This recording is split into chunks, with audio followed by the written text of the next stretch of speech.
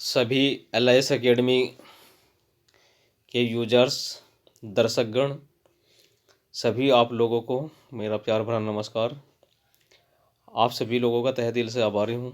दोस्तों, कुछ gap video में इसलिए भी हो जाता है कि मटेरियल लगातार देना पड़ता है और मटेरियल के कारण वीडियो लॉन्ग टाइम तक नहीं दे पाएंगे कि जल्दी जल्दी देंगे। अभी कोई एग्ज़ाम भी नहीं है। दूसरे दोस्तों में लाइफ थोड़ा सा बिजी चल रही है। हम लोग वीडियो ट्यूब के साथ साथ दूसरा बिजनेस भी करते हैं, जॉब भी करते हैं और फ्रेंड्स इसी में बिजी हैं। वीडियो आप लोगों को हम पक्का ही देते रहेंगे और इंटरव्यू के लिए भी 3 वीडियो मैंने डाला है। बाकी लोगों से, बहुत सारे लोगों से बातचीत चल रही है, जो लोग ऑलरेडी लाइब्रेरियन सेलेक्ट हैं नवोदय में, केंद्रीय विद्यालय में या लाइब्रेरीज में दूसरी अदर पोस्ट पर, like semi professional assistant, professional assistant.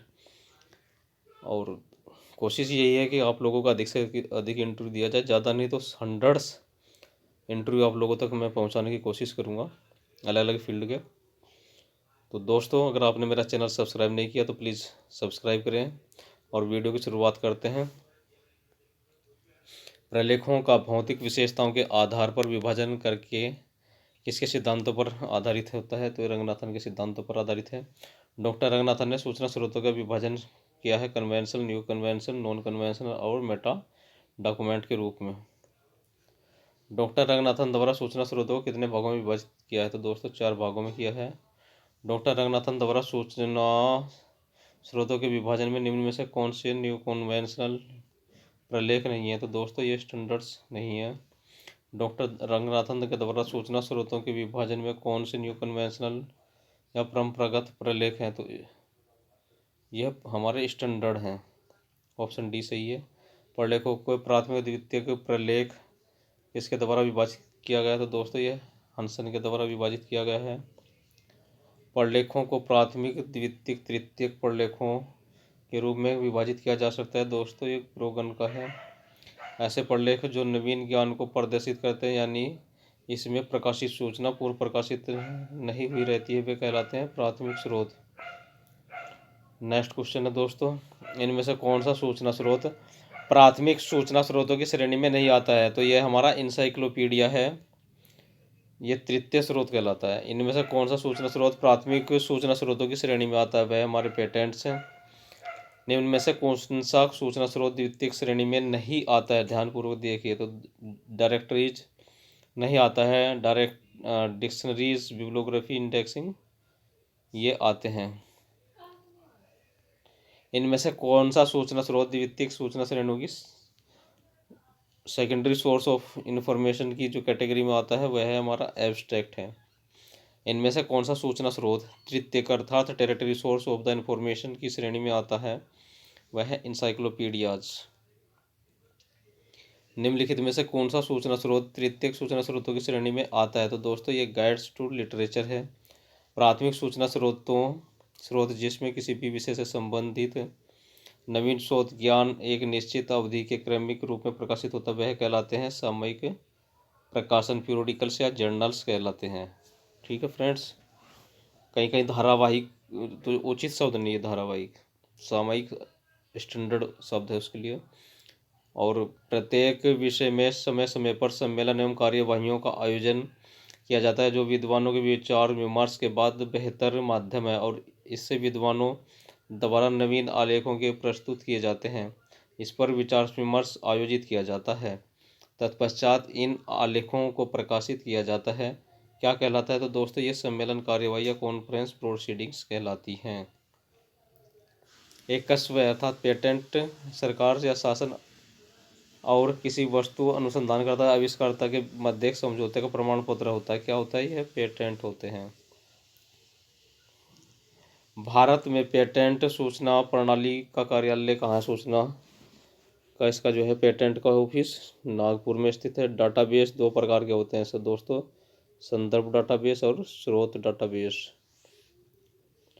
पाठक और पुस्तक में संपर्क स्थापित करने हेतु विभाजन की जाने वाली सेवाएं हमारी संदर्भ सेवा है।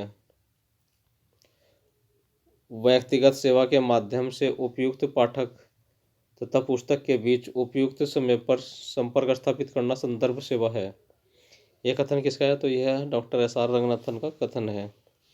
डॉक्टर रंगनाथन के कार्य और उद्देश्यों के आधार पर संदर्भ सेवाओं को दो भागों में विभाजित किया जाता है। ये दो प्रकार के हैं, त्वरित संदर्भ सेवा और विस्तृत संदर्भ सेवा। त्वरित संदर्भ सेवा के सूचना सेवाओं में पाठकों के समस्या का समाधान प्रायः किया जाता है संदर्भ ग्रंथों से। इनमें से संदर्भ ग्रंथ नहीं है, तो दोस्तों इनमें से पत्रिका संदर्भ ग्रंथ नहीं है। गहन संदर्भ के बारे में कौन कौन से कथन सही हैं? तो दोस्तों गहन संदर्भ सेवा का समाधान सिर्फ संदर्भ ग्रंथों से ही किया जा सकता है, यही एक डी ऑप्शन सही है।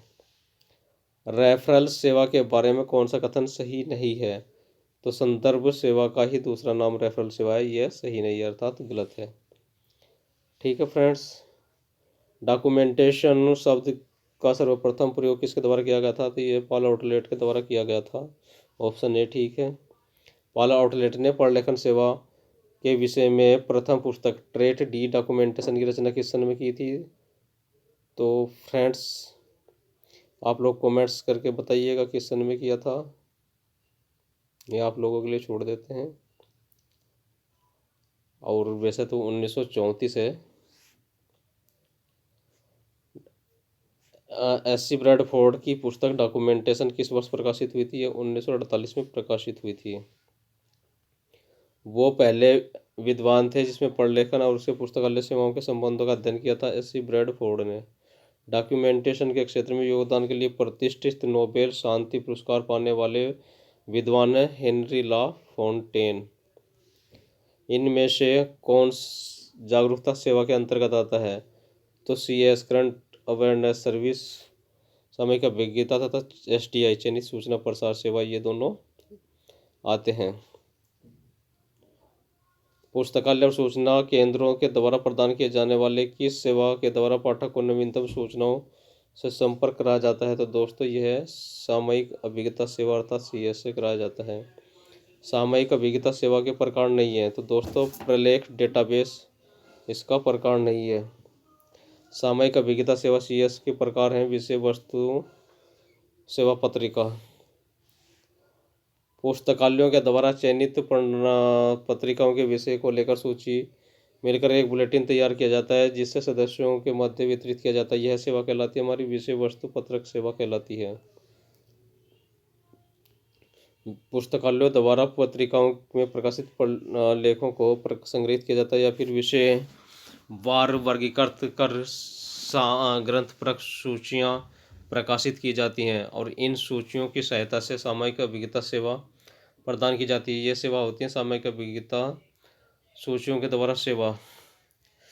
नेक्स्ट क्वेश्चन है, एक ही क्षेत्र में हो रहे अनुसंधानों की प्रगति के बारे में समय समय पर बुलेटिन प्रकाशित किया जाता है तथा इसमें अनुसंधान परियोजनाओं का नाम, शोधकर्ताओं का नाम, अनुसंधानकर्ताओं की अवधि और अनुसंधान प्रदान करने वाली संस्थाओं का नाम तथा उन संदर्भ स्रोतों के विवरण प्रदान किए जाते हैं जिसमें शोधकर्ताओं के परिणाम छपे जाते हैं। यह सेवा कहलाती है हमारी अनुसंधान प्रगति bulletin, research in progress bulletin, ये कहलाती है। नेक्स्ट सर्विस है हमारी मानव समाचार पत्र नवीनतम सूचना तथा ज्ञान का स्रोत है और इसमें प्रत्येक दिन मानव जीवन से जुड़ी प्रत्येक क्षेत्र से संबंधित सूचनाओं का प्रकाशन किया जाता है। इन सेवाओं में से किसी खास शोध विषय से संबंधित सूचना को इकट्ठा कर इन सूचनाओं को कतरनों को सादे कागज पर चिपकाकर विषयवार वर्गीकृत कर लिया जाता है और बाद में फाइल बना ली जाती है जिसे निश्चित समय उपयोगकर्ता को प्रदान किया जाता है। यह सेवा कहलाती है हमारी समाचार पत्र कतरन या न्यूज़पेपर क्लिपिंग सर्विस कहलाती है। खासतौर से यह हमारी जो पत्रकारिता जहाँ पर पढ़ाई जाती है या अखबार निकाले जाते हैं उनके ऑफिस में यह रखा जाता है। सन 1961 में सर्वप्रथम सामयिक अभिज्ञता सेवा के लिए कंप्यूटर उपयोग विधि का प्रस्ताव रखा गया। इसका नामकरण चयनित सूचना प्रसार रखा था किसने? SP लुहन ने। चयनात्मक सूचना प्रसार सेवा या SDI के घटक होते हैं दोस्तों, इसमें प्रलेख डेटाबेस और उपयोगिता प्रलेख दोनों होते हैं।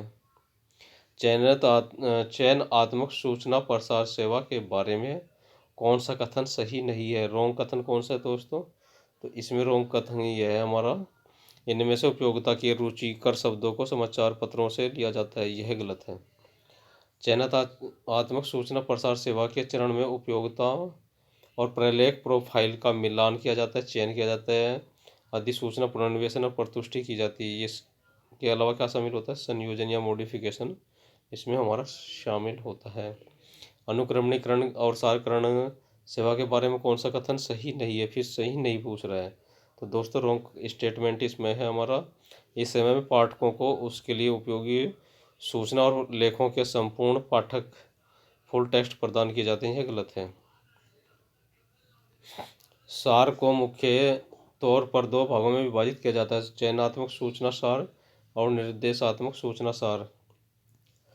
किसी उत्तम सारांश में किन विशेषताओं का समावेश होना चाहिए? तो दोस्तों संक्षिप्त और शुद्धता का, स्पष्टता और एकरूपता का, विश्वसनीयता और प्रामाणिकता का, उपरोक्त सभी का समावेश होना चाहिए।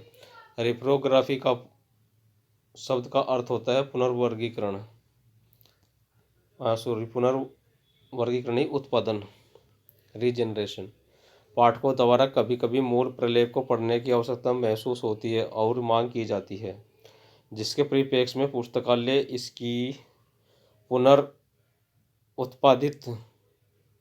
प्रति पाठकों को मुहैया कराई जाती है, जो कहलाता है हमारा प्रतिलिपिकरण सेवा कहलाती है। छाया चित्रांकन या फोटोकॉपी की विधि में जेरोक्स मशीन की सहायता लिखकर प्रलेख की दूसरी प्रति तैयार की जाती है। यह काफ़ी सरल और उपयोगी है तथा वर्तमान में इसका उपयोग अत्यधिक किया जाता है। इसके अलावा भी कुछ विधियां प्रचलित हैं जिनकी सहायता से प्रलेख की दूसरी प्रति तैयार की जाती है, वह कहलाती है हमारी इलेक्ट्रोस्कोपी, थर्मोग्राफी और डायजोग्राफी। उपरोक्त सभी आंसर सही है। अनुवाद सेवा के बारे में कौन सा कथन सही है? तो दोस्तों अनुवाद सेवा के बारे में हमारा जो है उपरोक्त सभी कथन सही हैं। आप लोग रेटिंग लगा लीजिए, वीडियो थोड़ी छोटी करने की कोशिश कर रहा हूँ। बिब्लियोग्राफिक सेवा के बारे में कौन सा कथन सही है? तो दोस्तों उपरोक्त सारे कथन सही हैं। डिक्शनरी शब्द की उत्पत्ति किस शब्द के हुई है? तो दोस्तों डिक्शनेरियम शब्द से हुई है। डिक्शनरी शब्द की उत्पत्ति लैटिन भाषा के डिक्शनेरियम शब्द से हुई है, जिसका अर्थ होता है a collection of the word and phrases, शब्द और मुहावरों वगैरह का समूह। शब्दकोश के बारे में कौन सा कथन सही है? तो दोस्तों शब्दकोश के बारे में जो कथन सही हैं वे सभी कथन उपरोक्त सभी सही हैं, डी ऑप्शन सही है।